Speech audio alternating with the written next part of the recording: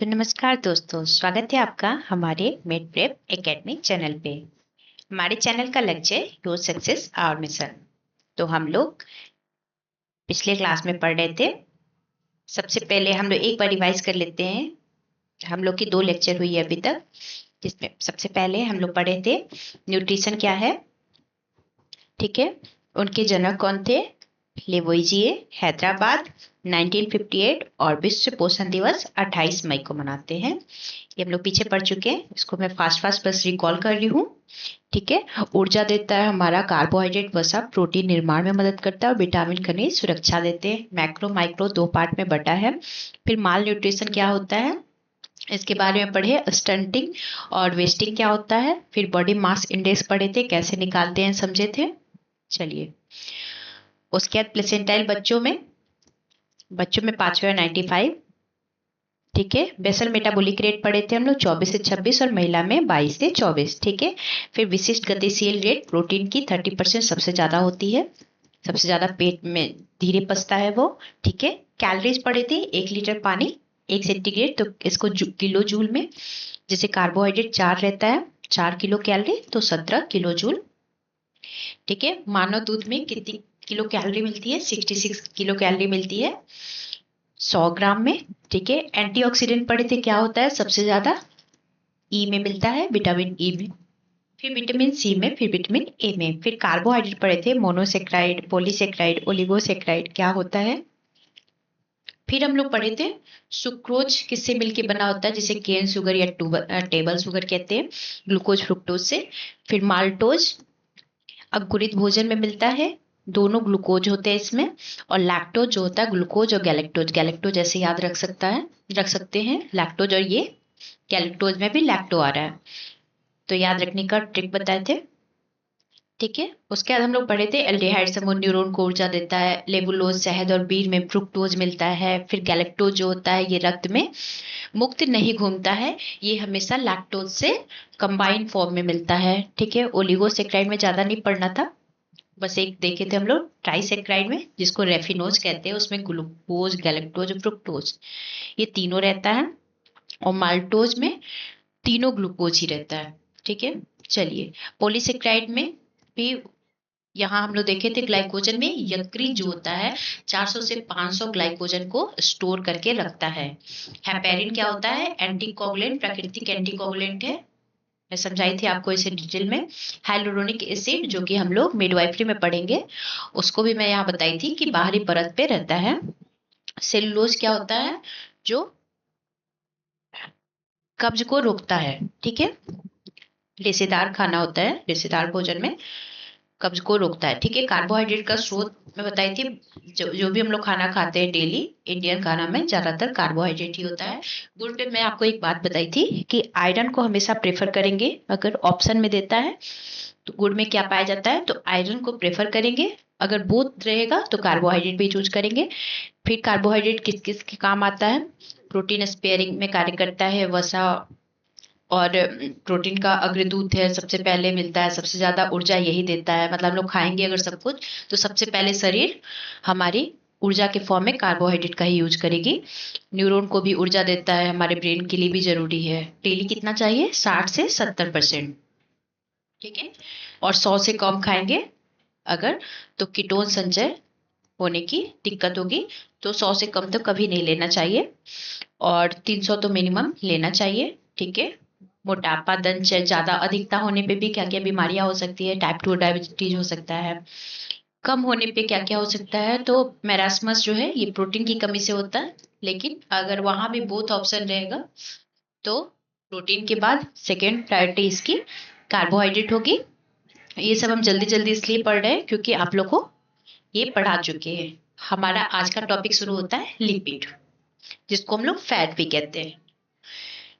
चलिए, तो अब हम लोग लिपिड शुरू करते हैं, एक बार हाइलाइटर ले लें। चलिए, तो हमारा टॉपिक है लिपिड, ठीक है। ये शब्द ग्रीक शब्द से आया है, लिपोज से लिया गया है, जिसका अर्थ है वसा, फैट, ठीक है। ये ग्रीक वर्ड है। सीरम लिपिड स्तर हमारे शरीर में 400 से 600 mg पर डेसी लीटर होता है, ठीक है। सीरम लिपिड स्तर कितना होता है? 400 से 600 mg पर डेसीलीटर। लिपिड कुल शरीर भार का 10 से 15% बनाते हैं और 10 से 20% ऊर्जा प्रतिदिन हमें लिपिड से मिलता है। हम लोग का 60 से 70% ऊर्जा किससे मिल रहा है? कार्बोहाइड्रेट से। और 10 से 20% किससे मिल रहा है? लिपिड से। बाकी 10 से 20% किससे मिलेगा? प्रोटीन से और कुछ मिनरल और खनिज से, जिससे हम लोग ऊर्जा नहीं लेते हैं, जबकि क्या लेते हैं? वो हमें सुरक्षा प्रदान करता है, बीमारियों से हमारी इम्यूनिटी को बूस्ट करता है, रोग प्रतिरोधक क्षमता कहते हैं ना, उसको बूस्ट करता है। ठीक है। और कुल शरीर में भार में फैट कितना होना चाहिए? 10 से 15% बनाते हैं। ठीक है। और फैटी एसिड जो होता है, ये कार्डियक मसल्स जो होता है हमारा, हृदय की मांसपेशियों में मुख्य ऊर्जा स्रोत है। एक क्वेश्चन आया था कार्डियक मसल्स को, ये हमारे पुराने एएनएम के एग्जाम में आया था, ये 8,938 वाले में। तो उसमें क्या आया था? कार्डियक मांसपेशियों को कौन सा मिनरल मदद करता है उसको कॉन्ट्रैक्ट और रिलैक्स करने में? तो वहां आंसर था पोटेशियम। हम लोग आगे जब पढ़ेंगे तो वो उसको भी पढ़ेंगे। ठीक है। यहाँ पे यही कार्डियक मसल, इस पे बात आई इसलिए मैं उसको भी बता दी। तो कार्डियक मसल का मुख्य ऊर्जा फैटी एसिड से ही मिलता है और उसको मदद कौन सा करता है? पोटेशियम करता है। वैसे तो सोडियम भी करता है, लेकिन पोटेशियम को, सोडियम पूरे मसल्स को करता है, लेकिन कार्डियक के लिए जो हृदय का मांसपेशियां है उसको पोटेशियम करता है। ठीक है। आगे बढ़ते हैं। लिपिड आराम की अवस्था में ऊर्जा प्रदान करते हैं। ठीक है। जब हम लोग रेस्ट पे भी हो तो भी लिपिड ऊर्जा प्रदान करेगा। तो एक अणु की जो लिपिड है वो एक अणु ग्लिसरॉल और 3 अणु फैटी एसिड से मिलकर बना होता है। ये 3 अणु जो फैटी एसिड है इसको ट्राइग्लिसराइड कहते हैं और इसी फॉर्म में स्टोर रहता है हमारे शरीर में। आगे है भी, लिपिड का संग्रहण रूप ट्राइग्लिसराइड है। ठीक है। हमारे शरीर में ट्राइग्लिसराइड की फॉर्म में स्टोर रहता है। ठीक है। और एक अणु ग्लिसरॉल भी है। तो ये याद रख सकते हैं कि एक अणु लिपिड में, एक सेकेंड रुक जाइए, ग्लिसरॉल और ये ट्राइग्लिसराइड। ठीक है। चलिए हम लोग आगे बढ़ते हैं। अब लिपिड का परिभाषा क्या कह सकते हैं कि कार्बनिक यौगिक का विस्मांगी समूह जो जल में अघुलनशील है, मतलब जल में ये नहीं मिल पाता है, इनसॉल्युबल होता है, और अल्कोहल व ईथर कार्बनिक विलायक में घुलनशील है।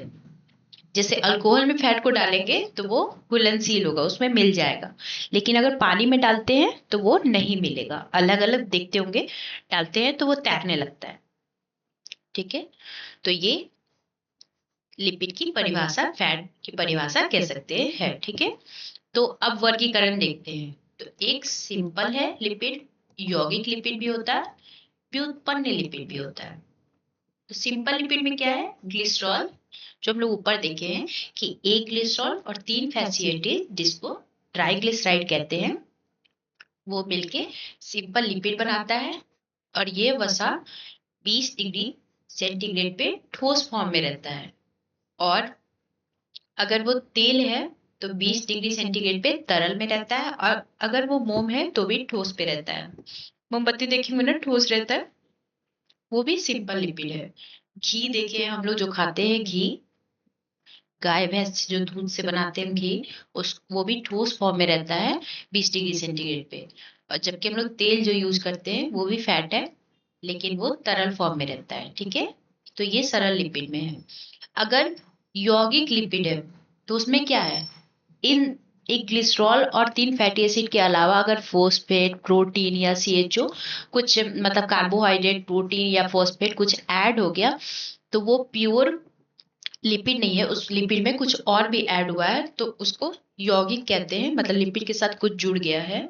तो यौगिक के फॉर्म में कुछ भी जुड़ सकता है, जैसे फॉस्फेट, कार्बोहाइड्रेट, प्रोटीन। तो फॉस्फोलिपिड, ग्लाइकोलिपिड, लिपोप्रोटीन, ये हमारे शरीर में मिलता है। ठीक है।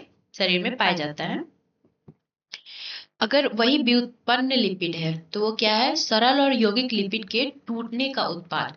अब जैसे हम इसको लिए हमारे शरीर में खाए ठीक है, यौगिक लिपिड को खाए, ठीक है, सरल लिपिड को खाए। अब वो जो टूटेगा, व्युत्पन्न होगा, तो वो क्या बनाएगा, तो वो sterol, monoglyceride fatty acid, ketone, वसा घुलनशील जैसे एडीई के, ये व्युत्पन्न लिपिड हुआ, ठीक है।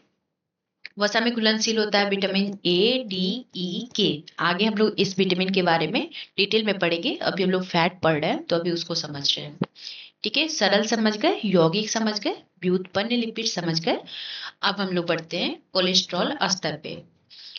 सामान्य कोलेस्ट्रॉल कितना हमारे शरीर में पाया जाता है, तो 150 से लेके 250 mg पर डेसीलीटर। थोड़ा सा याद करने का तरीका, अब एसडीएल, एलडीएल और वीएलडीएल इतना आप लोग को एक एक नहीं पढ़ना है, ठीक है। एक सामान्य कोलेस्ट्रॉल पता होना चाहिए कम से कम 150 से 250 mg पर डेसीलीटर, ठीक है। क्योंकि इतना डाटा याद नहीं रह पाएगा, या फिर अगर ये पूछ भी देता है एग्जाम में तो आप एक दो क्वेश्चन, जैसे सारे क्वेश्चन बनाने के लिए नहीं होते, अब कुछ डेटा क्या होता है उतना याद नहीं रख पाते हम लोग, तो वो क्वेश्चन आपको छोड़ देना है सीधा, क्योंकि निगेटिव मार्किंग भी होती है। डेटा थोड़ा भी गड़बड़ाया तो निगेटिव मार्किंग होगी। हमें डेटा के फॉर्म में बस वो याद रखना है जो मैं लास्ट में चार्ट दूंगी, जिसमें सारे वर्क ग्रुप के, जो एज ग्रुप के, जो अलग अलग एज ग्रुप में कितना किसको डेली रिकमेंडेशन है उस फॉर्म में देंगे। वयस्क में, मेल में, फीमेल में, प्रेग्नेंट वोमेन, मैन, फिर लैक्टेटिंग मदर, इन सब का, ठीक है। वो डाटा याद रखना पड़ेगा क्योंकि वो बहुत ज्यादा पूछा है। चलिए, लिपिड का पाचन और अवशोषण।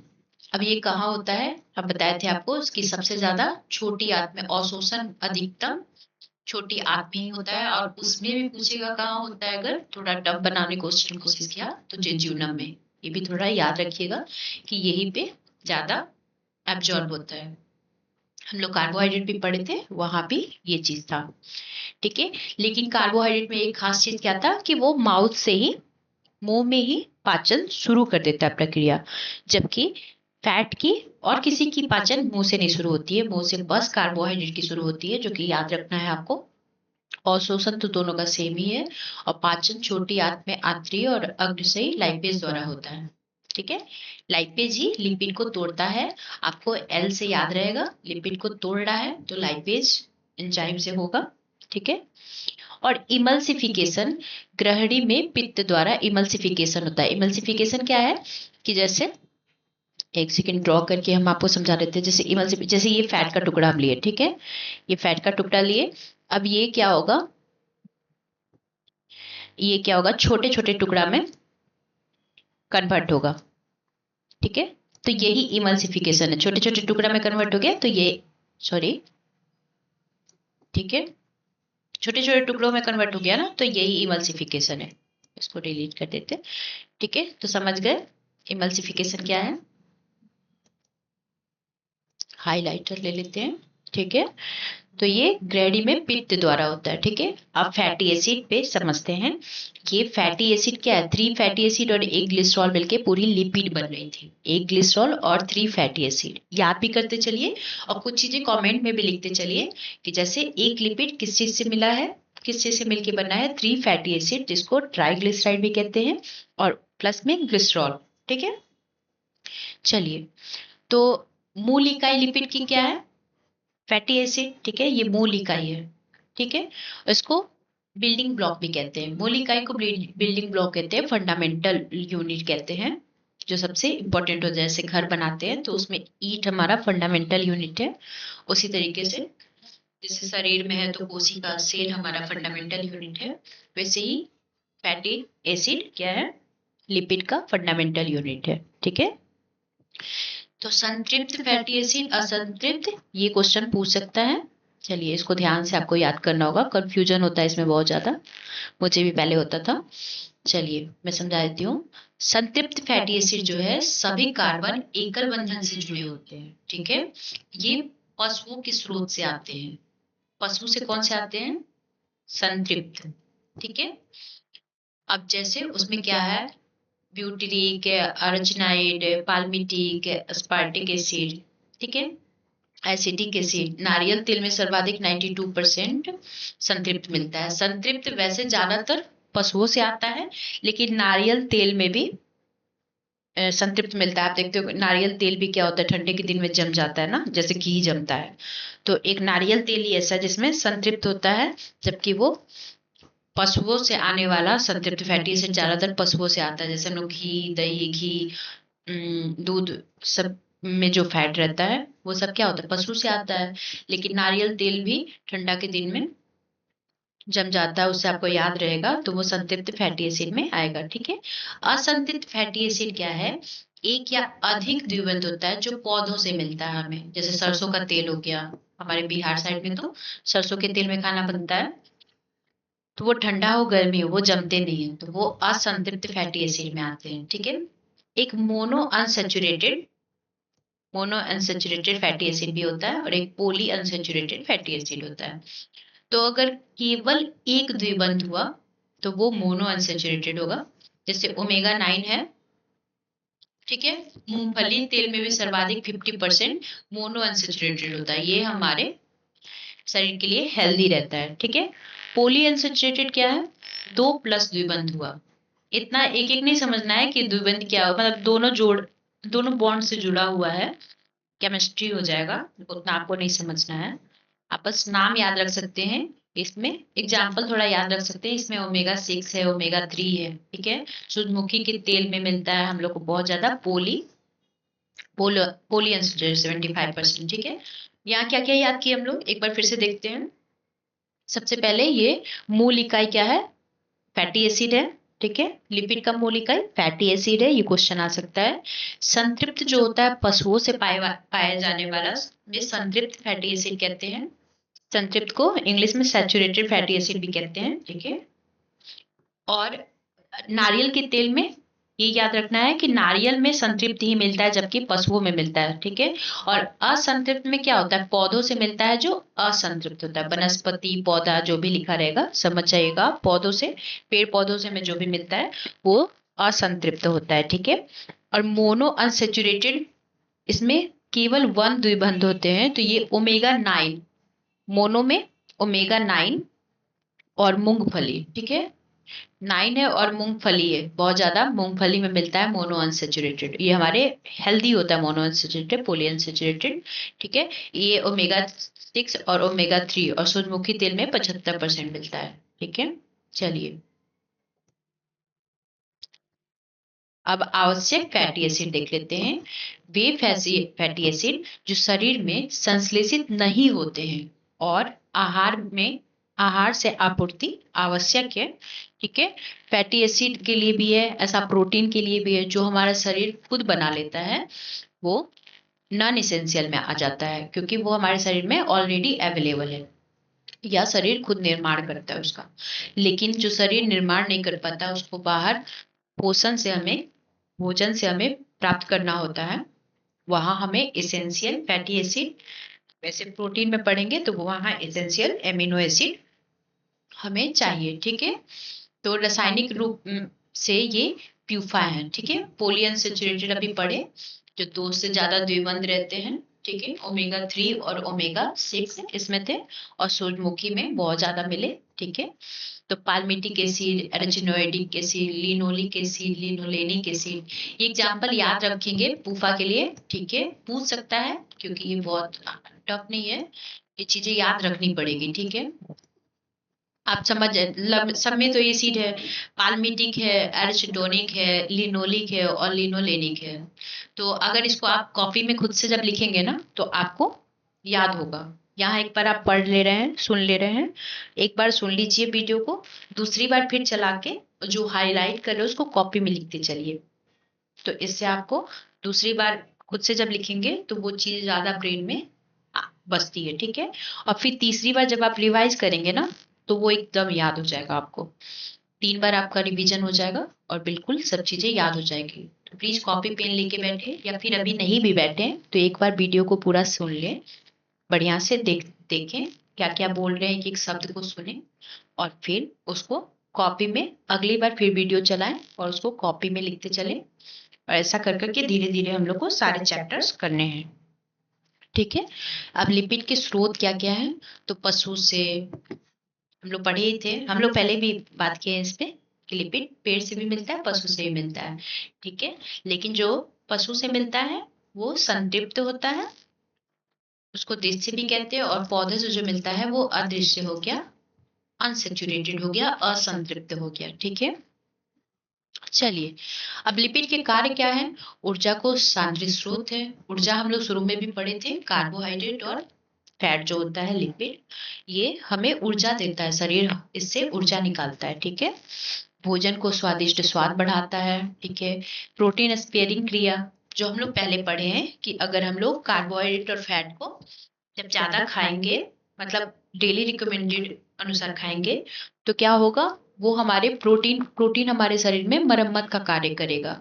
लेकिन अगर हम लोग कार्ब्स और फैट को खाएंगे ही नहीं, तो वैसे में क्या होगा, प्रोटीन क्या है, मरम्मत का कार्य नहीं कर पाएगा, प्रोटीन ही ऊर्जा में कन्वर्ट होने लगेगा, तो उसका क्षय होने लगेगा। इसीलिए हम लोग को जितना रिकमेंडेड है मिनिमम उतना खाना चाहिए डेली, तो प्रोटीन हमारे शरीर में मरम्मत का कार्य करेगा, ठीक है। तापमान बनाए रखने में, महत्वपूर्ण अंगों की रक्षा करने में, स्टेरॉयड हार्मोन और विटामिन डी का निर्माण, ये याद रखना है। विटामिन डी जो है फैट सॉल्युबल विटामिन है, ठीक है। तो विटामिन डी का निर्माण होता है। स्टेरॉयड हार्मोन जो होता है वो भी लिपिड से बनता है। हमारे शरीर में जो हार्मोन्स होते हैं वो लिपिड से बनते हैं। हमारे शरीर के जो भी पार्ट है ना, ब्रेन के और हार्मोन्स जो भी है, ये ज्यादातर लिपिड और प्रोटीन के ही बने होते हैं, मसल्स और ये जो भी हमारे शरीर के पार्ट है, ठीक है। तो स्टेरॉयड हार्मोन और विटामिन डी का निर्माण करता है, ठीक है। कार्डियक मांसपेशियों में ऊर्जा देता है, अभी हम लोग ऊपर भी देखे थे इसको, और हम इससे रिलेटेड एक और क्वेश्चन आपको बताए थे कि कार्डियक जो मांसपेशियां हैं मसल से, इनको कॉन्ट्रेक्शन रिलैक्सेशन करने में पोटेशियम मदद करता है। और यहाँ आपको ये देखना है कि ये लिपिड ही इसको ऊर्जा देता है, ठीक है। उधर कार्बोहाइड्रेट न्यूरॉन को ऊर्जा देता है, ठीक है। आपको याद रखना होगा कि ब्रेन को ऊर्जा कौन देता है, कार्बोहाइड्रेट, ठीक है। हमको जैसे दिमाग लगा के पढ़ भी रहे हैं अभी, तो हम लोग को क्या चाहिए, ग्लूकोज चाहिए ब्रेन को, चीजें याद रखने के लिए, ब्रेन को चलाने के लिए कार्बोहाइड्रेट की जरूरत होती है, ठीक है। और कार्डियक जो हमारा हार्ट बीट हो रहा है, इसको ऊर्जा कहाँ से मिलता है, लिपिड से मिलता है, ठीक है। याद रखिएगा दोनों चीजें। और यहाँ बता दिया आपको, वसा घुलनशील विटामिन का अवशोषण और परिवहन, ठीक है। जो भी फैट सॉल्युबल विटामिन होते हैं ए डी ई के, ये जो चारों वसा घुलनशील विटामिन है, इनका एब्जॉर्प्शन कौन करता है, अवशोषण कौन करता है, इसका ए डी ई के का लिपिड करता है, ठीक है। अब अगर कमी हो गई हमारे शरीर में तो क्या होगा, तो चलिए कमी समझते हैं। अगर लिपिड की कमी होती है शरीर में तो वृद्धि में रुकावट होगी, ठीक है। ग्रोथ रुक जाएगा, स्लो हो जाएगा, ठीक है।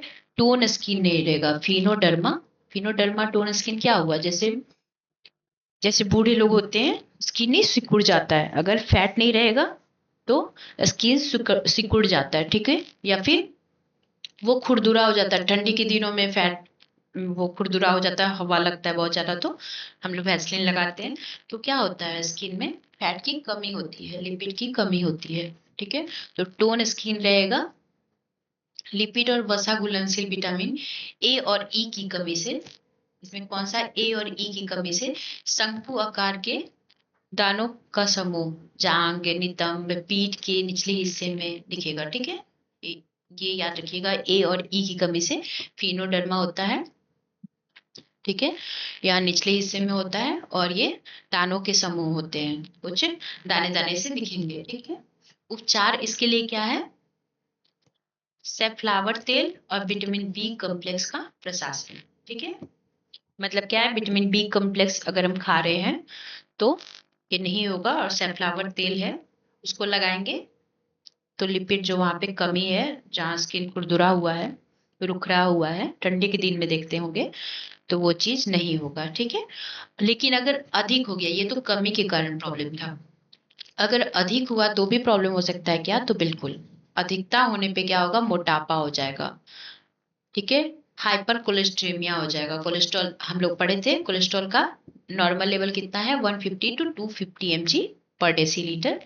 थोड़ा सा ध्यान रखिएगा, 150 से 250 याद रखिएगा, थोड़ा थोड़ा मोटा मोटी याद रहेगा तो ठीक है, नहीं तो बहुत ज्यादा डाटा पे ध्यान नहीं देना है।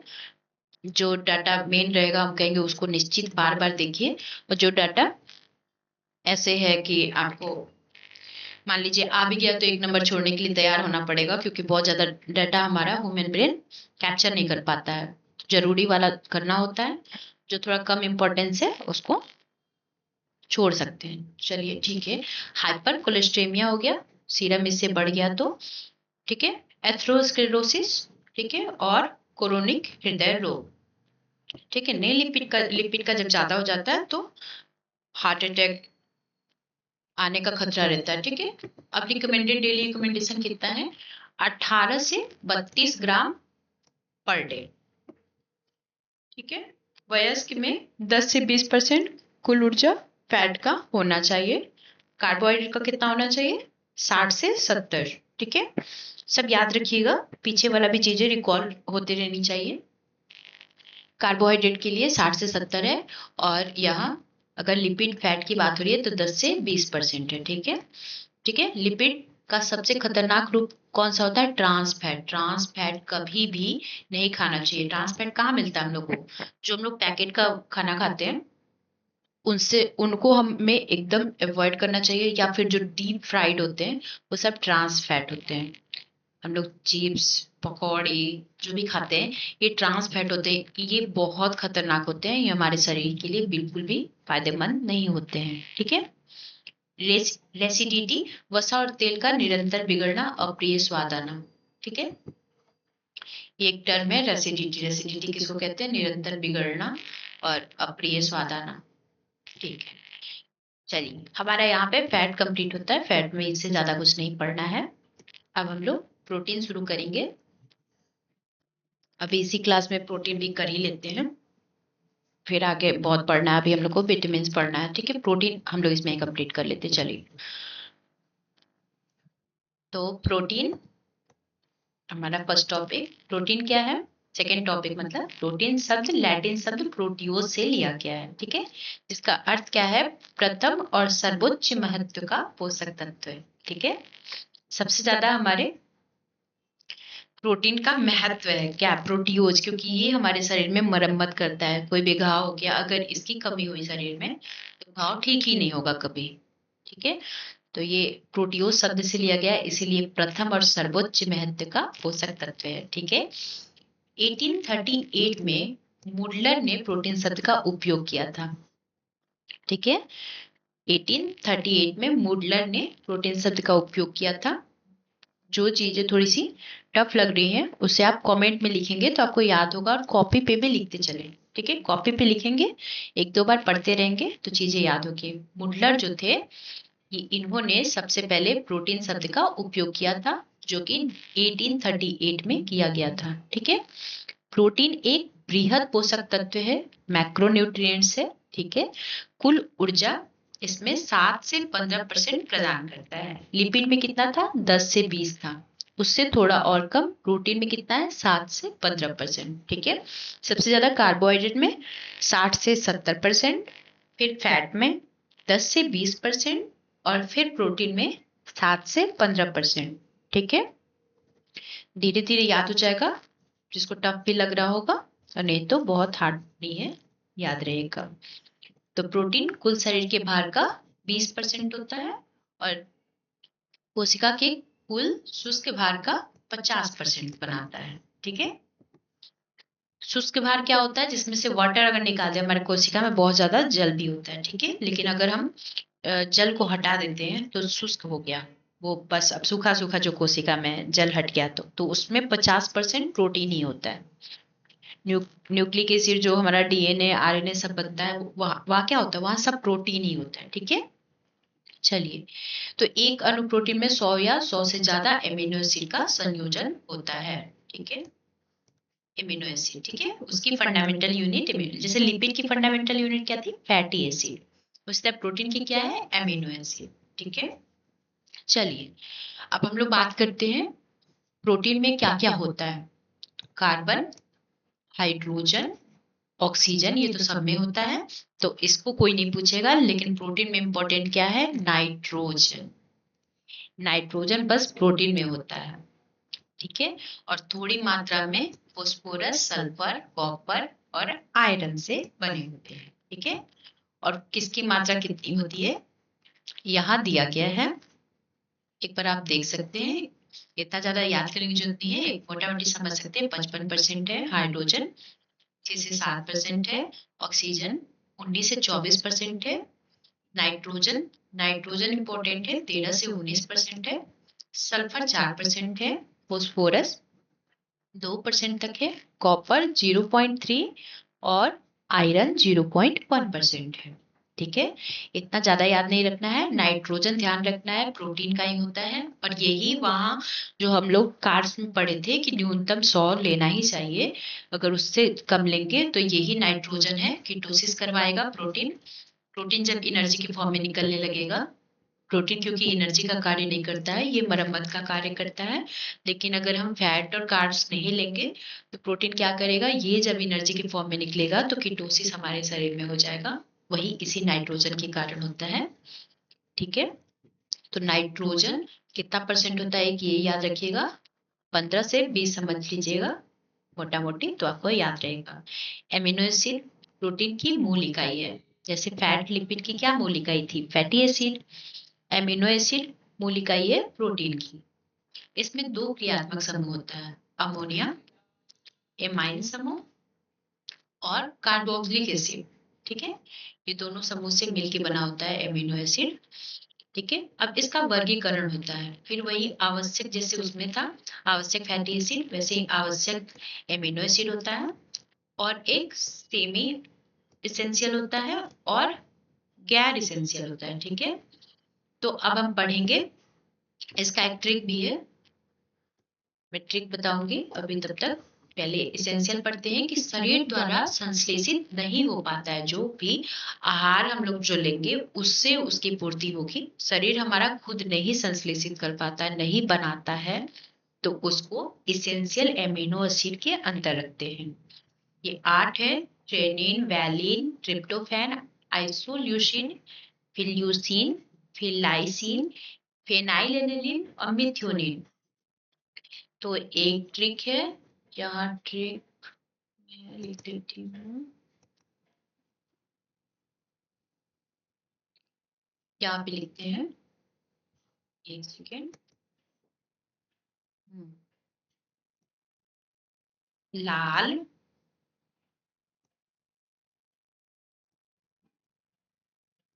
लाल वीआईपी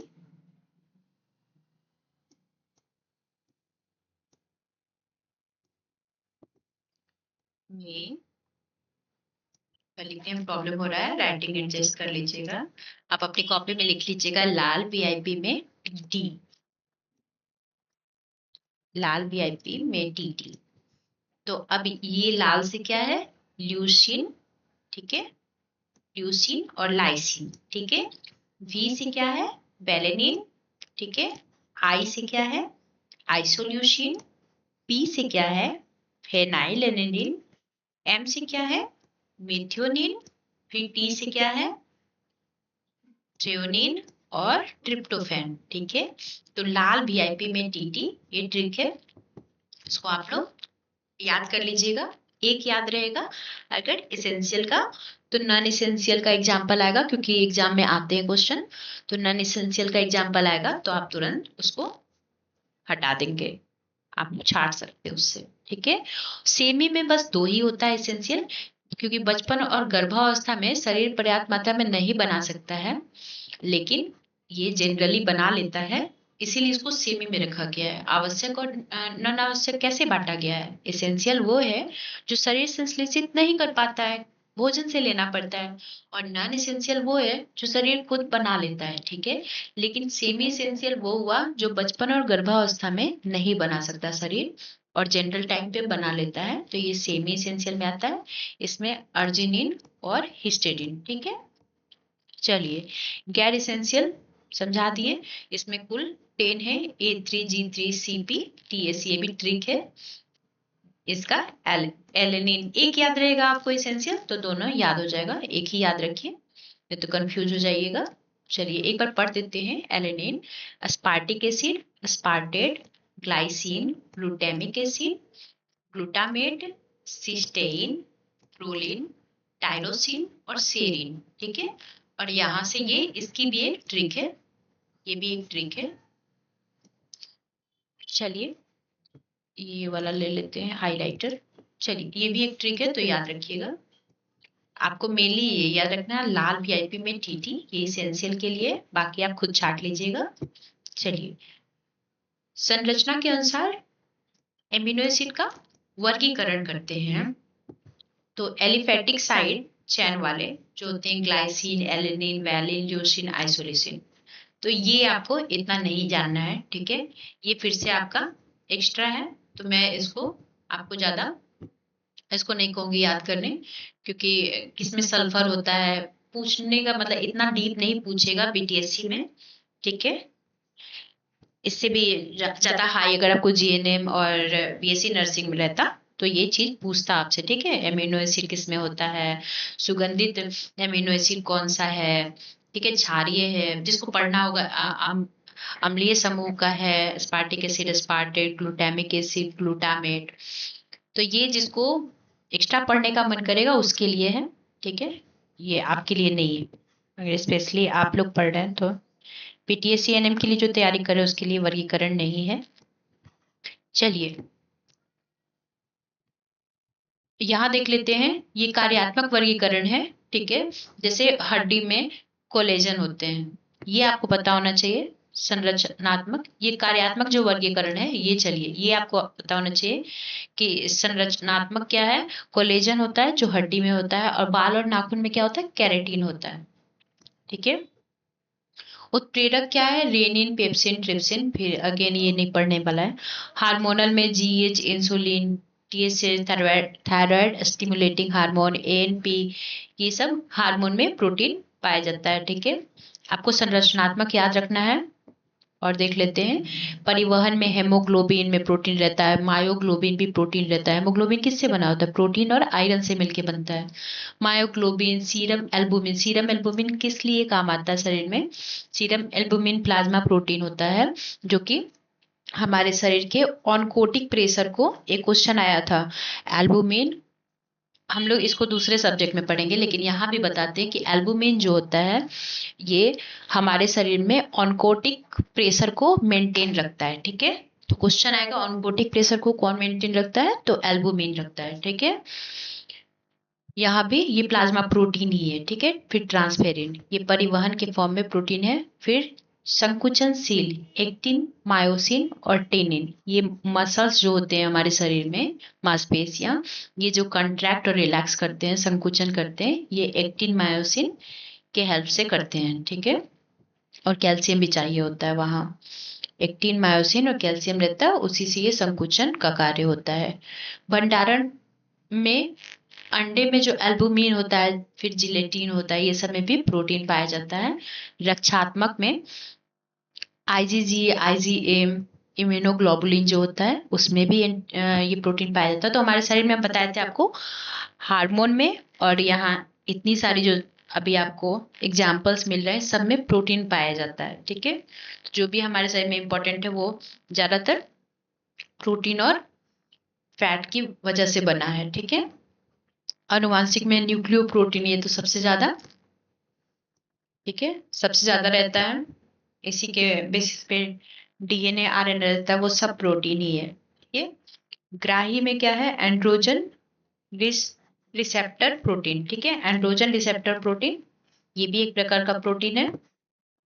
एंड्रोजन आप लोग जानते होंगे, जो टेस्टोस्टेरोन और एस्ट्रोजन बनाता है, ज्यादातर मेल में होता है। ठीक है, ये सब हम लोग पढ़ेंगे मिडवाइफरी में। पोषण का वर्गीकरण, अब वर्गीकरण कैसे किया गया है, तो जैविक रूप से प्रोटीन, पूर्ण प्रोटीन, सभी इसेंशियल एमिनो एसिड उचित मात्रा में लेने होते हैं। उदाहरण में जैसे दूध में कैसीन, अंडा में एल्बुमिन, ये पूछ सकता है दूध में कौन सी प्रोटीन पाई जाती है, कैसीन प्रोटीन, अंडा में कौन सी प्रोटीन होती है, एल्बुमिन प्रोटीन। ज्यादा टफ नहीं है, ये क्वेश्चन पूछा जा सकता है। मांस और मछली, इन सब में भी प्रोटीन मिलता है। दूध का आपको याद रखना है कैसीन, और अंडे का याद रखना है एल्बुमिन। ठीक है, आंशिक रूप से अगर अपूर्ण, अपूर्ण है, एक या अधिक इसेंशियल एमिनो एसिड की कमी है तो उसको अपूर्ण कहेंगे। एक पूर्ण हो गया, जैसे दूध में केसिन और अंडे में एल्बुमिन, तो वो पूर्ण एमिनो एसिड है। लेकिन अपूर्ण अगर एमिनो एसिड की बात हो रही है तो जैसे गेहूं है, इसमें क्या होता है, गेहूं में लाइसिन की कमी होती है। गेहूं में क्या होता है, लाइसिन की कमी होती है। दूध और अंडा, उसको क्या बोला गया है, पूर्ण एमिनो एसिड, पूर्ण एसेंशियल एमिनो एसिड, ठीक है। लेकिन अपूर्ण बोला जाता है जिसमें कुछ कमी, एक या कम से कम एक हो या एक से अधिक इसेंशियल एमिनो एसिड की कमी होगी, उसको अपूर्ण बोलते हैं। जैसे गेहूं हो गया, लाइसिन की कमी। दाल हो गया, मिथ्योनिन, दाल हो गया मिथ्योनिन। चावल हो गया तो थ्रेयोनिन, ठीक है। और वही पूर्ण रूप से अपूर्ण होगा, एक या अधिक आवश्यक इम्यूनो एसिड का पूर्ण अभाव, ठीक है। उदाहरण क्या है, जीन में जैसे मक्का, लाइसिन अनुपस्थित रहता है, ठीक है। और जिलेटिन में ट्रिप्टोफैन अनुपस्थित रहता है। पूर्ण रूप से अपूर्ण मतलब क्या हुआ, एक या अधिक इसेंशियल एमिनो एसिड का पूर्ण अभाव, मतलब पूरा पूरा ही गायब रहेगा। तो जैसे यहाँ पे क्या थी, कमी थी, ठीक है। और यहाँ क्या है, जीन जो मक्का है इसमें लाइसिन रहेगा ही नहीं, तो मिल ही नहीं पाया। यहाँ लाइसिन की कमी नहीं है, मक्का में लाइसिन होगा ही नहीं। तो जिस साइड केवल मक्का ज्यादा खाते हैं उनके शरीर में फिर लाइसिन की कमी हो जाती है, ठीक है। वैसे जिलेटिन में ट्रिप्टोफैन अनुपस्थित रहेगा। समझ गए, पूर्ण समझ गए। अपूर्ण दो आपको ज्यादा याद रखना है, ये गेहूं में लाइसिन की कमी, दाल में मेथियोनिन और चावल में थ्रेओनिन। और उस तरह ऊपर में क्या याद रखना है, पूर्ण में दूध में कैसिन और अंडे में एल्बुमिन, ठीक है। चलिए, प्रोटीन का पाचन और अवशोषण, ठीक है। पाचन शुरू होता है तो पेट में गैस्ट्रिक पेप्सिन द्वारा। पाचन जो शुरू होता है इनका भी पेट से ही शुरू होता है। आपको बताए थे हम कि कार्बोहाइड्रेट का पाचन मुंह से ही शुरू हो जाता है, बाकी फैट का आपको पाचन जो शुरू होता है वो लाइपेज के थ्रू होता है, और उसी तरह प्रोटीन का पेप्सिन के थ्रू होता है। तो पी से प्रोटीन है, पी से पेप्सिन है, फिर एल से लिपिड है, एल से लाइपेज है, ठीक है। तो ये आपको याद रखना है। और आपको अवशोषण के लिए बताए थे छोटी आंत, ये एक बार याद करेंगे। ये सब में छोटी आंत में ही अधिकतम जेजूम में ही अवशोषण होता है, और आगे पाचन जो होता है छोटी आंत में, जेजूम में ट्रिप्सिन, काइमोट्रिप्सिन और पेप्टाइडेज द्वारा होता है, ठीक है। प्रोटीन को पचने में थोड़ा टाइम भी लगता है, तो इसमें थोड़ी ज्यादा एंजाइम्स भी है, ठीक है। हम लोग पढ़े थे ना, 30% इसमें गतिशीलता वो अधिक रहती है, ठीक है। तो आराम से ये पचते हैं, टाइम लेके आराम से पचते हैं। तो गैस्ट्रिक पेप्सिन द्वारा पाचन शुरू होता है, फिर आगे छोटी आंत में जब जाएंगे तो तीन तीन एंजाइम इनको पचाने आएगा, ट्रिप्सिन, काइमोट्रिप्सिन और पेप्टाइडेज, ठीक है। और अवशोषण में अधिकतर जीव में होता है, ये सब में वही है। कार्य क्या करता है, मरम्मत, सबसे ज्यादा निर्माण, मरम्मत, घाव भरना। घाव विटामिन सी भी भरता है, विटामिन पढ़ेंगे तो हम लोग ये चीज पढ़ेंगे। फिर रक्त ऑनकोटिक दबाव बनाए रखता है। अभी बताए थे प्लाज्मा प्रोटीन जो होता है ये अनकोटिक दबाव कौन बनाता है, एल्बुमिन, ठीक है। तो ब्लड में ऑनकोटिक दबाव कौन बनाता है, एल्बुमिन बनाता है। एल्बुमिन एक प्लाज्मा प्रोटीन है, ठीक है। तो ये प्रोटीन के कार्य में आ गया। फिर एंटीबॉडी, एंजाइम, हार्मोन और फिब्रिनोजन का निर्माण करता है। ये सब हम लोग ऊपर भी पढ़े हैं कि ये सब में प्रोटीन होता है, ठीक है। और गर्भावस्था में भ्रूण की वृद्धि और स्तनपान में दूध का भी उत्पादन प्रोटीन करता है। तो प्रोटीन हमारे शरीर के लिए बहुत ज्यादा आवश्यक तत्व है, ठीक है। प्रोटीन का स्रोत देख लेते हैं। देखिए, इसमें से भी एक क्वेश्चन आया था बीटीएससी वाले प्रीवियस शिफ्ट में, ठीक है। 5 शिफ्ट हुआ था, उसमें से एक शिफ्ट में आया था, ठीक है। चलिए, प्रोटीन के स्रोत क्या है। पशु स्रोत, अंडे में एल्बुमिन सर्वोत्तम और संदग्ध प्रोटीन होता है, ठीक है। पेस्ट होता है, सब कुछ इसमें मिल जाता है, दूध और मांस और मछली, ठीक है। और पौधे के स्रोत में सोयाबीन जो होता है इसमें सर्वाधिक प्रोटीन मिलता है। तो पौधे के स्रोत और पशु के स्रोत, तो पशु के स्रोत में एल्बुमिन जो अंडे में होता है वो सबसे ज्यादा मिलता है, और सोयाबीन में, ठीक है, पौधों में, ठीक है। और दाल जो है गरीबों का मांस है, ठीक है। मतलब दाल में भी बढ़िया प्रोटीन मिल जाता है अगर जो वेजिटेरियन है, ठीक है। चलिए अब प्रोटीन की डेली रिकमेंडेशन में क्या क्या है देखते हैं। इसी में से एक क्वेश्चन आया था, तो मैं एक जगह डाटा के फॉर्म में भी दूंगी। यहाँ मैं अभी आपको, या शायद ये वाला क्वेश्चन था 6 से 9 वर्ष वाला, ठीक है। तो एज वाइज कैसे चेंज हो जाता है वो फर्क पड़ता है, ठीक है। तो 0 से 6 ये तो आपको सारा का सारा याद करना है। इसमें डाटा होने के बावजूद इसको याद करना ही पड़ेगा। तो एक बार में याद ये होगा नहीं, ये रोज रोज रिवाइज करना पड़ेगा। 2 दिन 4 दिन पे एक बार देख लेना होगा, फिर याद रह जाएगा। 4 5 बार जब देख लीजिएगा तब याद हो जाएगा। चलिए, तो 0 से 6 मंथ तक के बच्चों का 1.8 टू 2.3 ग्राम पर केजी पर डे, ठीक है। वैसे ही 1 से 3 साल का अगर बच्चा है, इसमें तो क्या ही लगा है, ये सारा इंपॉर्टेंट है। 1 से 3 साल का बच्चा 17 से 20 ग्राम पर डे। वैसे 3 से 5 साल का बच्चा है तो 22 ग्राम पर डे। 6 से 9 साल का बच्चा है 33 ग्राम पर डे। 10 से 12 साल का बच्चा है 40 से 41 ग्राम पर डे। फिर 13 से 15 वर्ष का बच्चा है तो लड़का और लड़की में थोड़ा फर्क आएगा। लड़का को 55 ग्राम पर डे चाहिए, लड़की को 50 ग्राम पर डे, ठीक है। जैसे बच्चे हैं तो बच्चों को थोड़ा वृद्धि ज्यादा होती है, ऐसे रिलेट करके भी याद कर सकते हैं कि बच्चों को वृद्धि ज्यादा होती है, तो वहां पर केजी पर डे के हिसाब से थोड़ा ज्यादा चाहिए, ठीक है। जैसे जैसे बड़े होंगे आप थोड़ा सा, वो बढ़ गए हैं उनको थोड़ी सी कम प्रोटीन पे भी काम चल जाएगी, तो वैसे वैसे थोड़ा घटता जाएगा, ठीक है।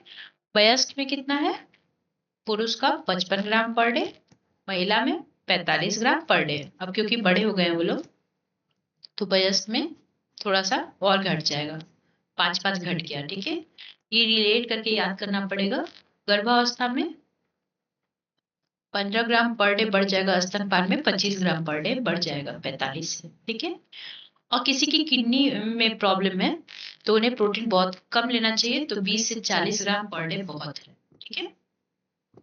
चलिए, अब प्रोटीन एनर्जी माल न्यूट्रिशन उसको आप लोग देखिएगा, क्योंकि ये सारा इंपॉर्टेंट है डाटा। इसमें से एग्जाम में क्वेश्चन आया था, सेम यही क्वेश्चन था और आपका आंसर यही से बनता, तो उसको आपको याद रखना ही पड़ेगा। डाटा में बस इसको याद रखना है और जो जो हम बताएंगे बस उसको याद करना पड़ेगा, बाकी छोड़ सकते हैं आप लोग जो लेस इंपॉर्टेंट है, ठीक है। अब ये क्या है, प्रोटीन एनर्जी माल न्यूट्रिशन। प्रोटीन की कमी से प्रोटीन एनर्जी माल न्यूट्रिशन होता है, तो बच्चों में पोषण संबंधी विकार जो कार्बोहाइड्रेट और प्रोटीन की कमी से और प्रभावित आयु वर्ग क्या होता है, जन्म से 5 वर्ष तक ज्यादा देखने मिलता है, ठीक है। तो इसमें पढ़ते हैं मेरास्मस। अभी यहीं तक रहने देते हैं, इसको हम कल आपको बताएंगे, ठीक है। चलिए, अभी अभी थोड़ा हमें इम्पोर्टेंट है जाना है, ठीक है। तो हम इसको डन करते हैं अभी। जय हिंद, जय बिहार, और आप लोग रिवाइज करते रहिएगा। चलिए।